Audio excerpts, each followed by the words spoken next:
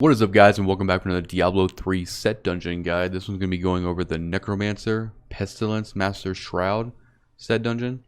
We'll go through the location, the gear I use, and then commentary over the mastery run. Give you a strategy on how to complete it as easy as possible, hopefully. Now, as far as the location for the Pestilence set dungeon, right, you're going to go to Act 3, and then you're going to port to the Keep Depths level 3, right?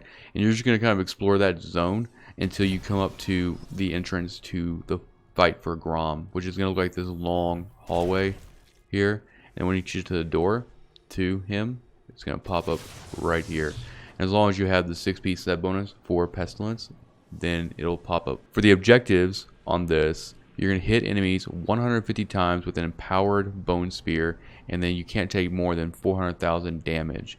For the mastery completion, which is what we're going for in this guide, you need to kill all the monsters in the rift or the said dungeon and also complete both objectives. Alright, so this is the map, kind of the map overview for this said dungeon. This one is actually pretty darn easy, right? If you do the gear choices that I'll lay out, you can do this probably within 2 minutes. You'll have like 2 minutes to spare almost on every attempt, right?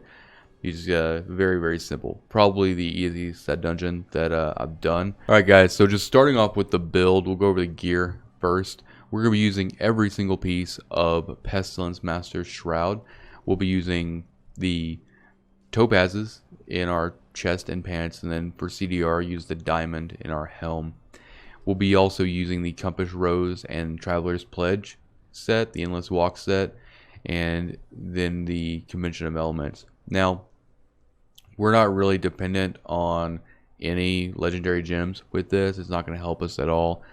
The requirements for this set dungeon are pretty much aligned perfectly with these set bonuses for Pestilence, but just for added value, I threw in a Bane of the Powerful and then a Zystone of Vengeance. And for our bracers, kind of help with resource regeneration and all that good stuff, we're just going to use Reaper Wraps. You can craft these. If you don't have them, you can get the recipe from killing Malthael. And then for your weapon, you'll be using Maltris's Petrified Spike, and this is going to allow Bone Spear will now cost 40 essence and deal an increased amount of damage. For our cube, we're going to be using Unity. If you have damage or if you're dying a lot or something crazy is happening and you need the added toughness, you can use Unity. Throw the other one on your follower with the immortality token. You should be good.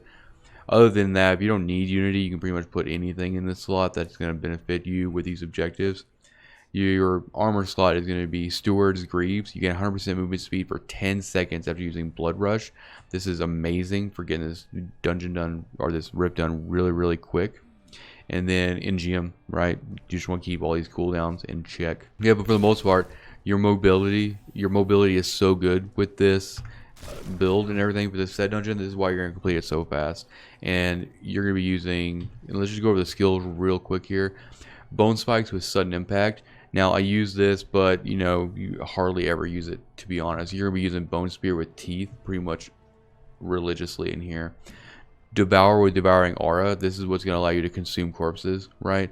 Pretty much automatically. So this is going to always be on. You don't necessarily have to worry about applying it. Blood Rush just activates all the other things to proc your 10-second movement speed. Bone Armor just for a little bit more survivability. We have for Blood Rush, use Meta, and then for Bone Armor, use Harvest of Anguish, and then Frailty with Aura of Frailty. And then for your passives, you're going to be using Standalone, Spreading Malediction, Fueled by Death, and then Final Service. This is going to be increased armor, receive 1% damage bonus for each enemy afflicted by one of your curses, which is going to be pretty much proccing off of Frailty for the most part. Fueled by Death, consume corpses, increase your movement speed by 3% for 5 seconds, stack up to 10 times. Devour Aura is going to automatically consume corpses. Going to proc this. You can see where I'm going here. Movement speed is going to be huge. And then Final Service just kind of help you with some damage mitigation and all that good stuff. All right, so I'm just going to kind of commentary the run that I did. Just kind of give you guys an idea. Give you some comments and pointers. But when you first pop in here, really, you're just going to just start, shooting off Bone Spear.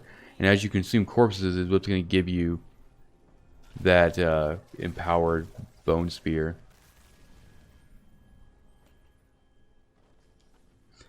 And that's all you do. I mean, if you have to open doors, just use Blood Rush and all that good stuff, and just kind of bounce through here.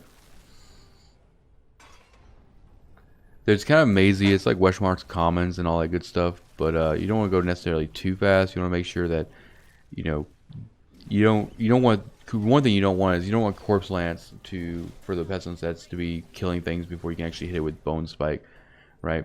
So like before moving into the next area, kind of make sure that Devouring Aura kind of grabs everything, and you kind of get first hit with Bone Spear. But you're gonna see that this run goes by really, really quick. Once I start like just using Blood Rush and just kind of, going at max speed for the most part, it's not a challenge. And it's another thing to note too is like if you're going after like Wings of the Dedicated, if you're looking to actually complete all of the set dungeons, you don't have to do Necromancer set dungeons in order to get the Wings of the Dedicated. I think that's a big reason why most of the Necromancer ones are relatively easy. They also align a little bit more with the sets better. The initial 6 classes, they're like, they loosely based on what you have to do like with the flavor of the set, and then you have to like actually use a bunch of extra gear to complete the set dungeon, which doesn't make a whole lot of sense, but that's kind of how it is. With the exception of like a lot of the Necromancer set dungeons, you can just use the proper set, and everything else is just kind of optional. But yeah, just keep moving through here. You don't even have to worry about cleaning up a whole lot because it's pretty linear. You're gonna have dead ends and all that good stuff, but just kind of just take care of everything. You don't have like a time limit or anything crazy you gotta do. So very, very easy stuff. But anyway, guys, I hope this video has helped you figure out, completing the mastery for this set dungeon. Pretty simple, but with the right gear, you can make it even easier. But if you like this video, hit the like button. If you want to see more gaming content, hit the subscribe button. And then, like always, thank you for watching, and I'll see you guys next time.